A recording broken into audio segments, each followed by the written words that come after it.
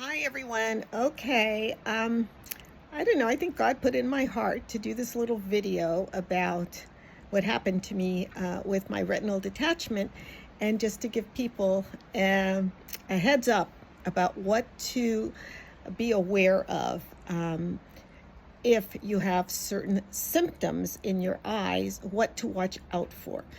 I have done some research, and I have also seen various Facebook posts by people, or YouTube posts by people who have had retinal detachments. And when it happens to you, you really have very little knowledge about what it is, what's going to happen, the outcome, and your future. Also, the symptoms. And this happens to young people as well. I mean, I've seen 20, 30, 40-year-olds have retinal detachments, as well as us more senior people. So, different reasons for why it could happen. Some could be genetic, some can be due to nearsightedness. I had severe myopia, which is severe nearsightedness, since I was 2 years old. So my cornea was very elongated stretch, the specialist said, and that also is a high risk for retinal detachments. So also, people could have a retinal detachment due to stress, if you could believe that, or they could also have it due to diabetes and other issues. So I just thought I would kind of share a little bit about that, what happened to me, and the symptoms. So first off, the symptoms. If you ever have a flood of floaters, little black specks in your eye, and I'm not talking about one or two floaters that people have sometimes and then they just go away or disappear. Not that. This is like a lot of them all together at once floating around your eye. That's a sign. Also, if you have a shade coming down your half your eye, that's what happened to me. I started noticing this dark curtain coming down. That's another way to determine.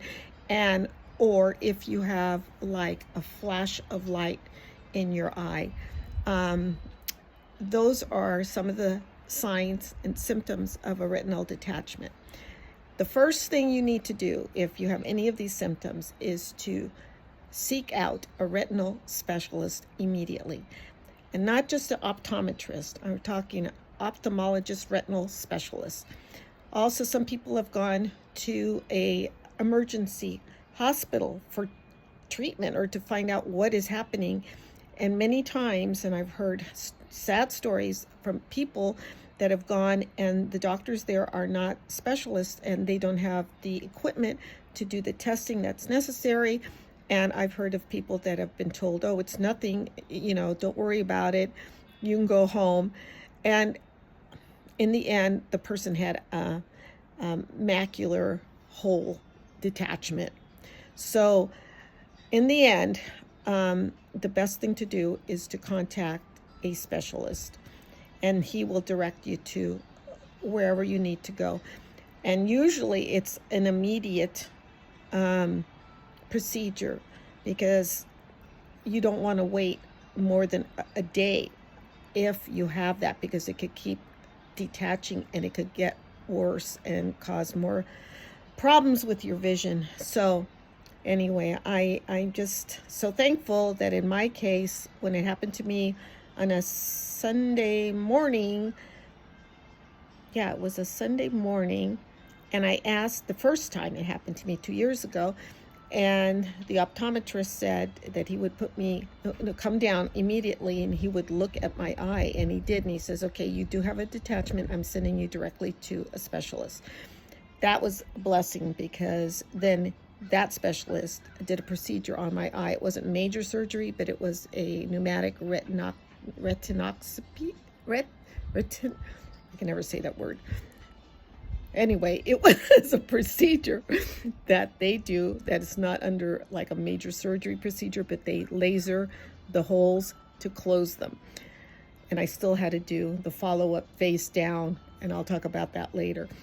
So this time that it happened to me, I already knew, I woke up one morning and I saw that shade coming down. I was like, oh no, it's happening again. So I immediately called the doctor, and he said,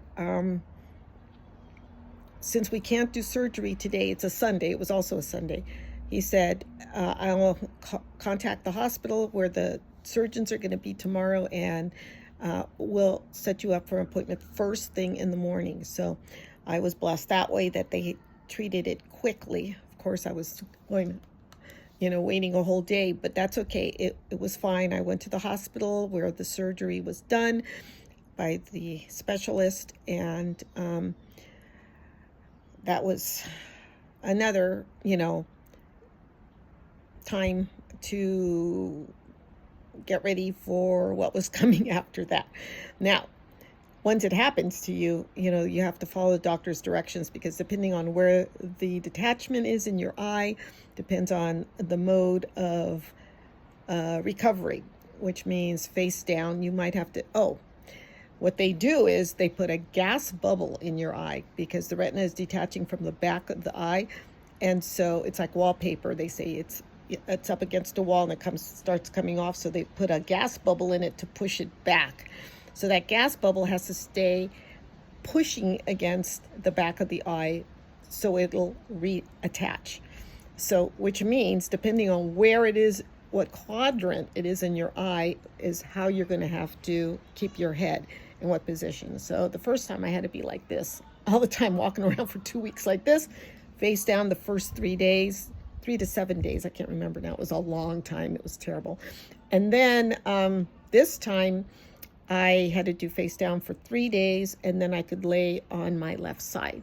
So the bubble would push up against that way, and which was a huge blessing, because it is no fun laying face down when you have a cold. You're getting over a cold, and I had all this congestion and I couldn't lay face down, and that was a big struggle. But thank God, it started to attach, and at this point, a week ago, it was over 30% attached, which was really good. He said it looked fantastic. So the recovery time is, for the type of gas they put in my eye this time, 2 to 3 months.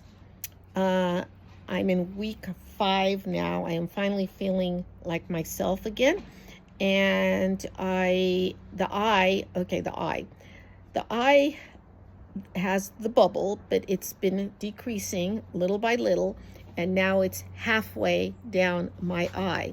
So right now I can look over the top of my eye and see whatever I'm looking at, which is fantastic, because I was wondering whether once this bubble would dissipate, if I would have any kind of vision in that eye. And right now, the vision I have in this eye now is maybe even a little better than it was last time, because last time I never got my full vision back. It was always blurry. And if I looked at anything straight, like a line, a wall, anything like straight, it was fractured like that. This time, if I look, it's not that bad. It's just kind of wavy. There's kind of a wavy. So anyway, I am, like I said, in my 5th week of recovery. I go back to see him in a couple of weeks. That'll be 4 more weeks from the last time I saw him. And then hopefully everything will progress nicely as it has been progressing. And I pray that my other eye will always be healthy. And I am taking lutein, which is good for the eyes, and coenzyme Q10, which a specialist surgeon in Manhattan recommended to somebody else who had the same issue. He said, just make sure you take those 2 supplements. So that's what I'm doing. And I'm using drops to keep my eye from being too dry, which caused pain at first.